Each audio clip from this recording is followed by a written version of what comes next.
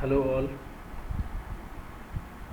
So this is part 3 of directors, and like previous video we are going to discuss few topics. So in I'll try that less time I'll cover those topics, and good thing about good thing with short videos is you can easily see them, watch them, and learning is easy. I know that lengthy videos are quite, you can sometimes they can be burdensome. So we have done almost major part of directors chapter. I'm not including independent director in this chapter, that we will cover separately, because the even the definition in itself is very technical. So rest 4 or 5 topics are left and they're very easy, so we'll go with those topics today. First of those topic is the number of directorships a person can hold, or in how many companies a person can act as director at a particular time or at the same time. So it's very simple.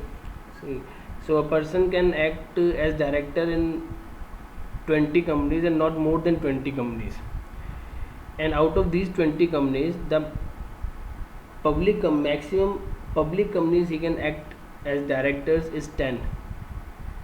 Rest he should choose where to act as directors. So the concept goes like this. See, so a person can maximum become director in 20 companies, and out of these 20 companies public company can be 10, only 10 companies. Okay, so if Mr. X is director in 20 companies and he choose 10 companies to be 10 public companies to act as director in them, then rest the other option he has is only that he can act as director in only 10 private companies. The combined limit is 20.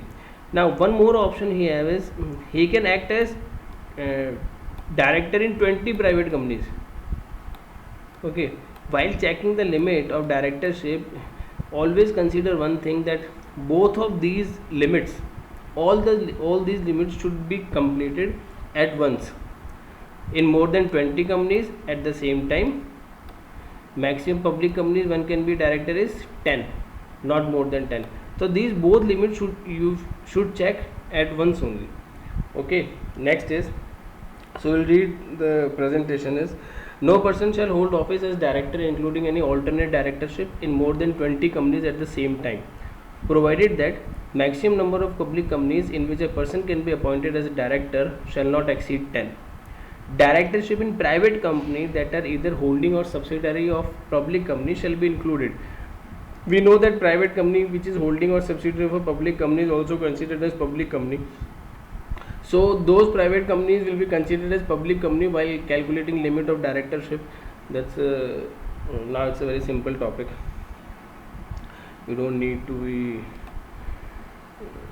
Next topic is duties of directors, and it's very simple. It's just normal literature, nothing legal or nothing law in words of law is there. So it's very simple. See, director of a company shall act in accordance with articles of the company. Articles is article of association. A director of company shall act in good faith in order to promote objects of the company for benefit of members as a whole, and in the best interest of company, its employees, the shareholders, community, and for the protection of environment. Again, it's a basic concept. A director of company shall exercise his duties with due and reasonable care. Due and reasonable care is what is expected of him. He should abide by all the legal procedures. Skill and diligence, that he should be careful enough, and shall exercise independent judgment. His decisions should be independent. Okay, he should not be biased towards some particular decision. A director of company shall not involve in a situation in which he may have a direct or indirect interest that conflicts or possibly may conflict with the interest of the company. Like I said a director should always behave in an unbiased manner. He should not try to make any profit from business of the company except the remuneration company is giving him. Okay, the director of a company shall not achieve or attempt to achieve any undue gain or advantage either to himself or to his relative, partner or associates. A director of company shall not assign his office and any assignment so made shall be void. Again, this is important that director cannot delegate his duties. Director can delegate his duties, but he cannot assign his office. For example, I am working as a director in company. I cannot send my younger brother to act as director of the company, or I cannot say anyone else that you please take my position. Okay, this position and this power is entrusted to a person by shareholders, so only shareholders can exercise this power.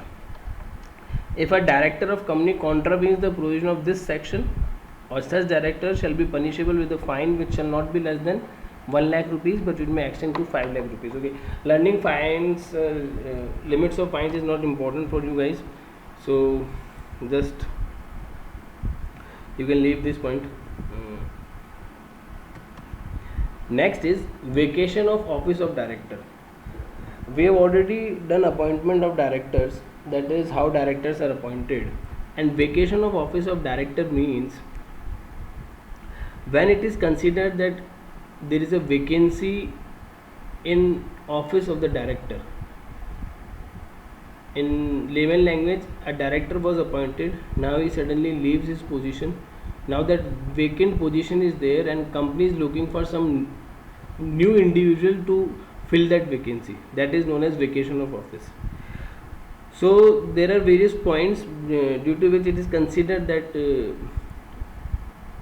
the office is vacant and company, in that position company has to look for new individuals. Now see, most of the points you may be familiar with. So first point is he incurs any disqualification. Disqualification we already done. So person is acting as a director and suddenly he attract or he incurs any disqualification, which we read earlier. That person will be disqualified to be as director and his position will remain vacant. He absent himself from meeting of board of directors held during period of 12 months with or without seeking leave of absence of board. Now this point is every company there should be a board meeting in every company. Okay, and the provision is there should be at least 4 board meetings in a year. 4 board meetings per year. In those board meetings every director should come or every director should attend that board meeting, whether physically or video conferencing mode, whatever is suitable or depending on the circumstances.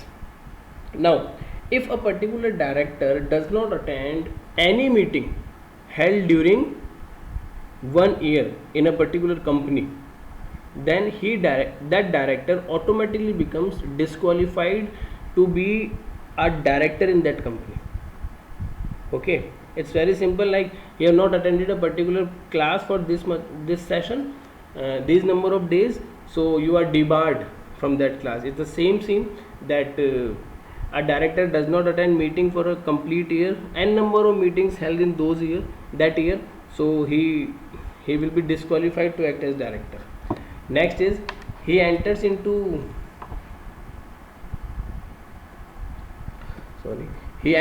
contract or arrangement in which he is directly or indirectly interested.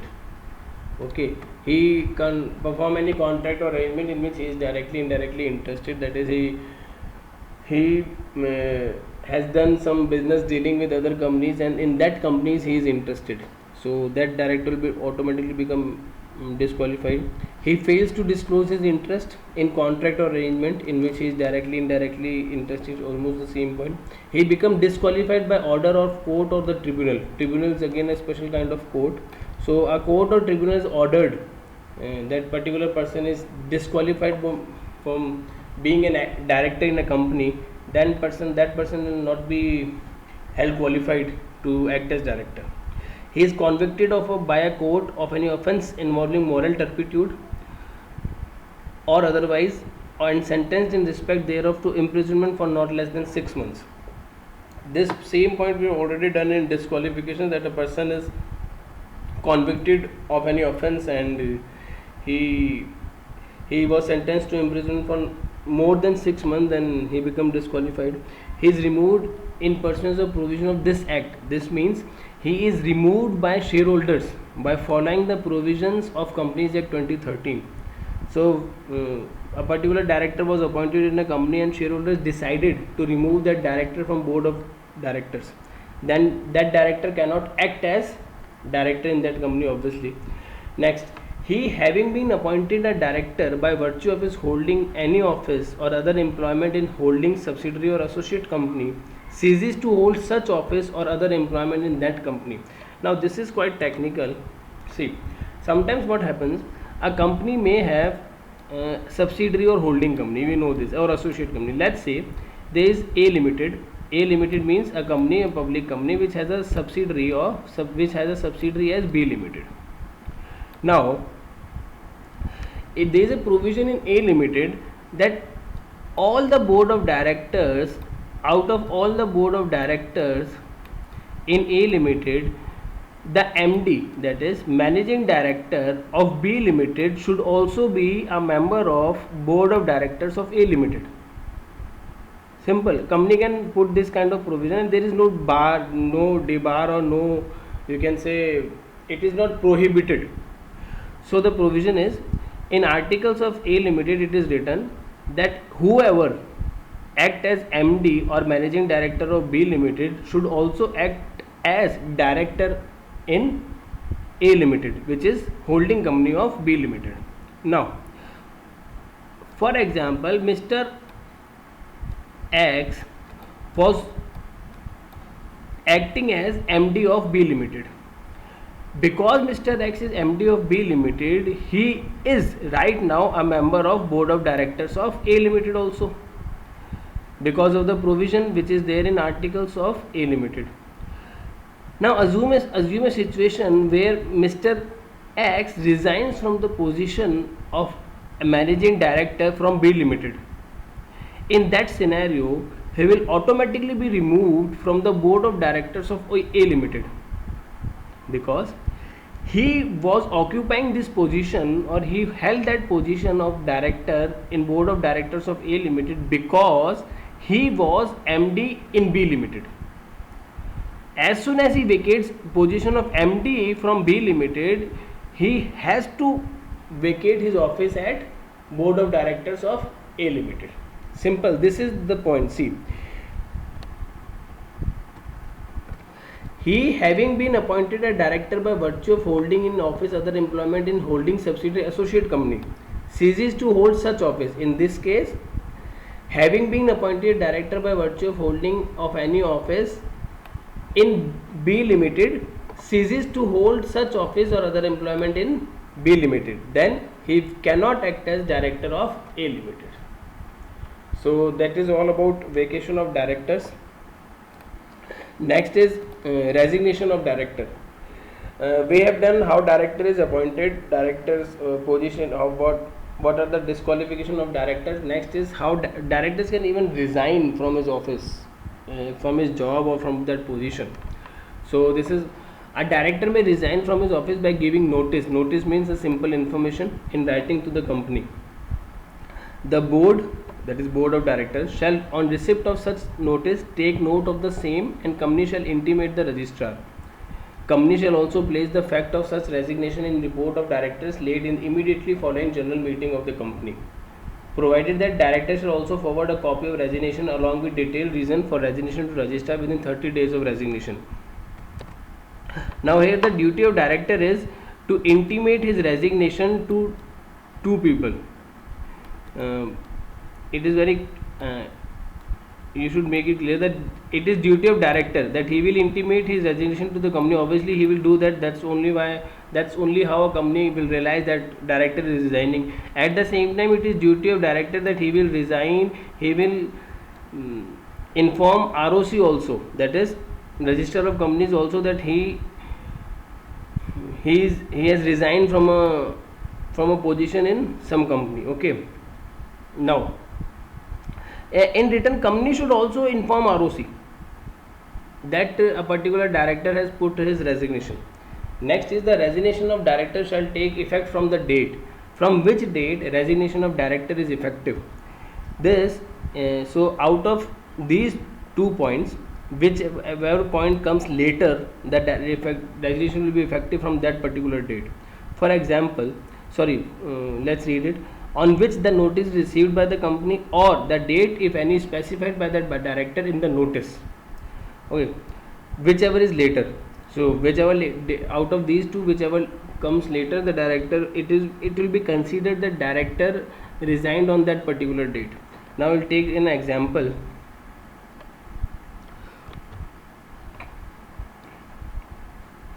Now see,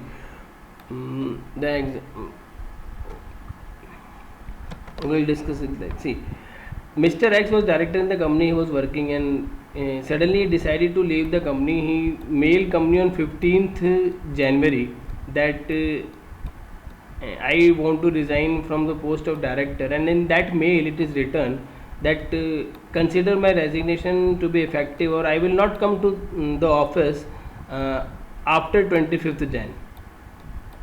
Simple. So what is the effective date of his resignation? You have to check both the dates, that is the notice, the date of the notice or the information when it was received by the company. Second date is the date which was mentioned in that notice, if any date is mentioned. So out of these date, whichever is later, 25th Jan is later. So in that case, resignation of director is effective from 25th Jan, not from 15th Jan. Now, why the effectiveness of date of resignation of director is important? Why it is being stressed so much? The reason here is, see, director occupies a very eminent position in company. It may happen that during the span of these 10 days, company has incurred losses, or company enter into a contract where company suffer various losses. Now, who is responsible for this? If you approach Mr. X, he will say, I have already resigned on 25th Jan. I am not responsible for this. But now, in this case, he is responsible because his resignation was effective on 25th Jan. So this is the provision in which this provision has been designed to make directors or people accountable for decisions they take. So it's a quite good provision. These things are sometimes, or you can correlate it to corporate governance also. Okay, this is all about resignation of directors. Nothing much in this. Next is removal of directors. So after director can also be removed by shareholders. It's because shareholders are the authority who appoints a director, they can also remove it. It's very simple. Remove him, sorry. And how they can do it? In a general meeting of shareholders, they can just vote out a director, or they can vote against a director, and that director should go. So a company may, by OR is ordinary resolution, remove a director before expiry of period of his office after giving him reasonable opportunity of being heard. That he should be given a point or opportunity to prove his point why he should not be removed from the office of director. The director appointed by tribunal is court or central government, state government, nominee directors in short, cannot be removed. This is very clear because they have not been appointed by shareholders. Next is, a special notice shall be required by any resolution or to appoint somebody in place of director so removed at the meeting at which he is removed. So before that meeting, a special notice should be given that in that meeting we are going to remove a director. On receipt of notice of a resolution to remove a director, the company shall send a copy thereof to the director concerned, and the director, whether or not he is member of the company, shall be entitled to heard on the resolution of the meeting. So whenever anyone approaches the company that in the coming meeting let's remove a director, we want to remove this particular person from the directorship of the company, the duty of the company is to inform that thing to director, that in the next meeting you are going to be removed. It's heartbreaking sometimes, but it should act like that only. So when director concerned makes with respect date to representation in writing to the company and request his notification to members of the company. Now what this director will do, he has only two options. He will say okay, I leave the company, I don't want to work in this company, or second option is he will try to convince shareholders why not to remove him. What he will do in that case, in second scenario, he will try to make his representation in writing. He will send his application to the company that why he should not be removed, and now it's the duty of the company to provide to, or you can say to share that application, to share that representation made by director with shareholders. Whatever points director is putting to the table, those points, the points on which he is going to argue, those points should be conveyed to shareholders. It's important. So company should send this representation to shareholders. Okay, next. And what happens if, now again, company, sometimes it is easy for company to send, sometimes because of lack of time company may not be able to send or share the same document with same representation with shareholders. In that case, director will be given a chance to speak at the meeting, that he should come and he should say, he should read out what he has written in that representation in the meeting of the shareholders in which he is to be removed. So the point is, if a copy of representation is not sent as aforesaid due to insufficient time or for the company's default, the director may have right to be heard orally, required that representation shall be read out at the meeting. A vacancy created by removal of director under this section may, if had been appointed by company general meeting or by the board. Simple. Vacancy can be created of any director whether the director was appointed by general meeting, by shareholders, or by board of directors. It's so removal is also, these topics are quite easy, not so technical. That's why I'm trying to cover them up so that we'll cover this next, and maybe this is the last topic for today. So this is right of person other than retiring director to stand for directorship. Now I will start this with an example. During appointment of directors, and now you have learned that there are 15 or 12, or let's say there are 12 directors in a company. Okay, so out of these 12, by rotational retirement 3 directors are getting retired. Let's say 3. So when 3 directors are getting retired, in place of these 3, company will reappoint them, or company company will appoint someone new. Now Mr. A is there. He was not earlier acting as director of the same company, but he wants to stand for directorship. That is, he wants to be appointed. He wants to get appointed as director in this particular company, or it may also happen that shareholders of this company wants Mr. A to be appointed as director in this company. Okay. So in that case, what they should do? Now, these 3 people, these 3 vacancies which was created by rotational retirement of directors, when these vacancies are to be filled, so there will be a proper voting, and that through that voting director will be appointed. But only those individuals can be appointed who stand for directorship. There should be a proper election, and before that election it should be notified to every shareholder that who are the candidates who are standing for directorship. Now Mr. A, in this scenario, what Mr. A should do? Mr. A should, before the meeting, Mr. A should apply to stand for directorship, or in place of Mr. A, all the shareholders who wants him to act as director should apply for that Mr. A should stand for director. They will file an application for his directorship, and he will stand for the election. If chosen, he will act as director. If not chosen, then he cannot act as director. In the same way, anyone can stand for directorship.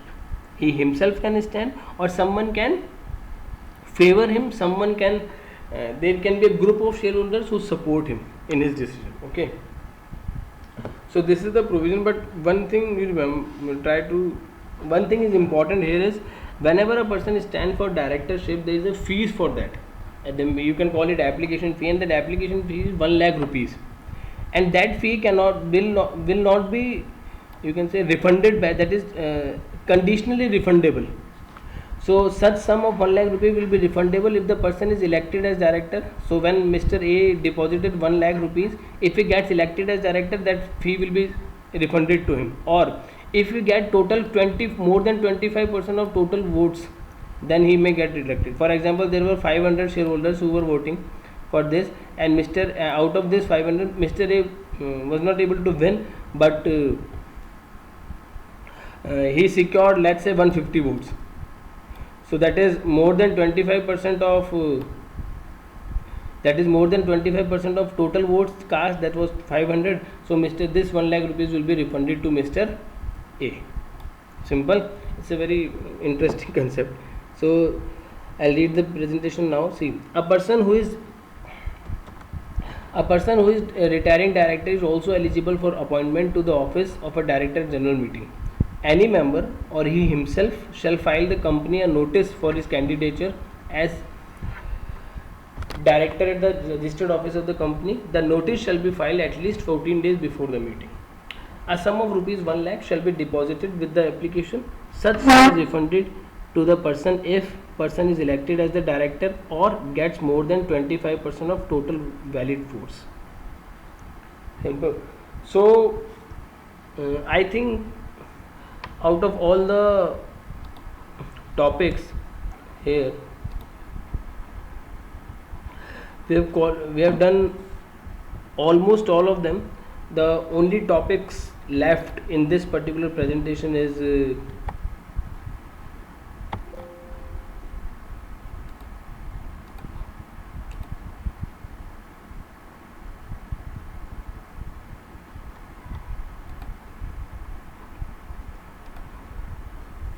independent director, and that we will do in next video. But in next video this will be over. Only 3 slides are there for independent director, and next video director chapter will be over, and it's one of the lengthiest topic in Companies Act as per your syllabus.